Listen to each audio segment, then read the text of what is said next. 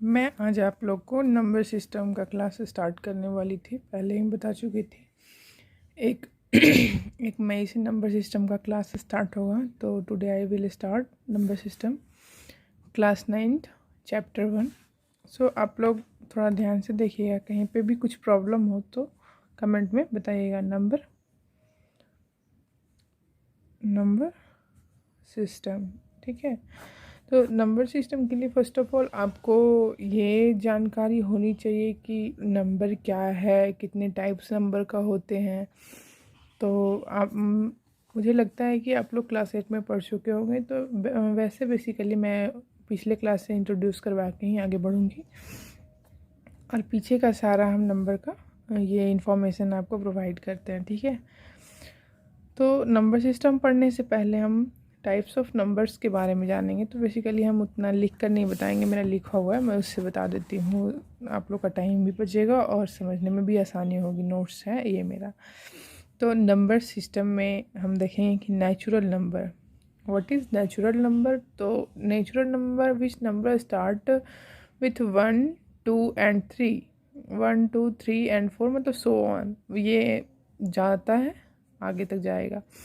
तो बस natural number इतना ध्यान रखना है कि वो स्टार्ट 1 से होता है, ठीक है। और होल नंबर्स स्टार्ट 0 से होता है, 0, 1, 2, 3। All whole numbers are not natural number, ठीक है, but natural number whole number होते हैं, बिकॉज यहाँ पे नेचुरल नंबर में 0 इंट्रोड्यूस नहीं किया गया है, और होल नंबर में 0 स्टार्ट होता है, 0 से ही स्टार्ट होता है हमारा नेचुरल ये होल नंबर, सॉरी। और होल नंबर और नेचुरल नंबर तो हम समझ गए। और नेक्स्ट पॉइंट मेरा आता है कि इंटीजर, व्हाट इज़ इंटीजर। तो इंटीजर्स क्या है।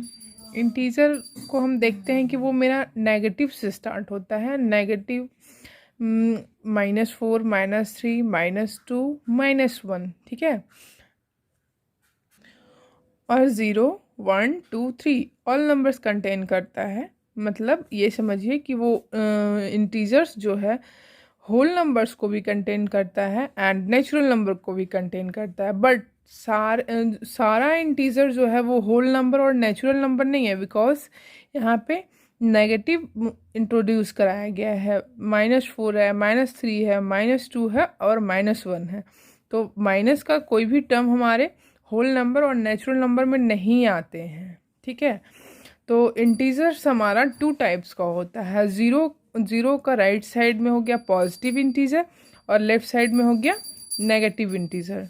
तो पॉजिटिव इंटीजर में 1, 2, 3 एंड सो ऑन वो जाएगा इनफाइनाइट नंबर्स तक, n नंबर्स तक जाएगा, ठीक है। और नेगेटिव इंटीजर में इधर -1, -2 लेफ्ट साइड जो भी 0 का आ जाएगा वो हमारा नेगेटिव इंटीजर हो जाएगा। तो इसमें किसी को problem, positive integer and negative integer, ये होल हो गया पूरा इंटीजर इसको बोलेंगे, ठीक है। तो यहाँ पर हम इस टाइप से ध्यान रखेंगे कि ऑल नेचुरल नंबर जो है वो इंटीजर है, but all integer is not natural number, because negative are not include in natural number. All whole numbers are integers, because यहाँ पे देखिए 0, 1, 2, 3 ये यहाँ पे आ जा रहा है। तो ऑल होल नंबर जो है हमारा वो इंटीजर होगा, but all integer not whole number. समझ गए आप लोग। अब हम आगे बढ़ेंगे और जो हमारा टॉपिक है उस पर धीरे धीरे हम लोग आएंगे। कहीं पे भी किसी को परेशानी हो वो कमेंट बॉक्स में बताइएगा, ठीक है। तो मैं आज बस इंट्रोड्यूस ही करवा रही हूँ नेचुरल नंबर को, बाकी आगे का क्लास में मैं कंटिन्यू रखूँगी, और एक एक क्लास पर डे मैं सोची हूँ कि रखूँगी, और बाकी आप लोग का सपोर्ट है। रेशनल नंबर, अब नेक्स्ट मेरा है समझना रेशनल नंबर क्या है। रेशनल नंबर हिंदी में इसको परिमेय संख्या बोलते हैं, ठीक है। परिमेय संख्या क्या है, वैसा नंबर जिसको हम PYQ के फॉर्म में लिख सकते हैं। कौन सा फॉर्म में, PYQ के फॉर्म में लिख सकते हो। कि जैसे कि देखिए रेशनल नंबर, तो PYQ का फॉर्म का मतलब हो गया जैसे 2y1 रखेंगे या फिर 3y2 रखेंगे, तो ये P ये हमारा क्यू हो गया, ये डिनोमिनेटर हो गया, ये नोमिनेटर हो गया। ठीक है, तो इसमें ये ध्यान रखना है हमारा कि जो क्यू है is not equal to zero. ऐसा ये जो टर्म्स एंड कंडीशंस रखा है वो क्यों रखा है? बिकॉज जैसे 3y0 लिखेंगे तो ये इनफाइनाइट हो जाएगा, मतलब अनडिफाइंड हो जाएगा, ये टर्म्स होगा अनडिफाइंड। तो अनडिफाइंड का मतलब मतलब वो कोई टर्म्स बचा ही नहीं, वो उसके आगे मैथ्स है ही नहीं। बस इतना समझिए कि वो अनडिफाइंड का मतलब वो कुछ नहीं है। इसीलिए मेरा जो भी ये रेशनल नंबर परिमेय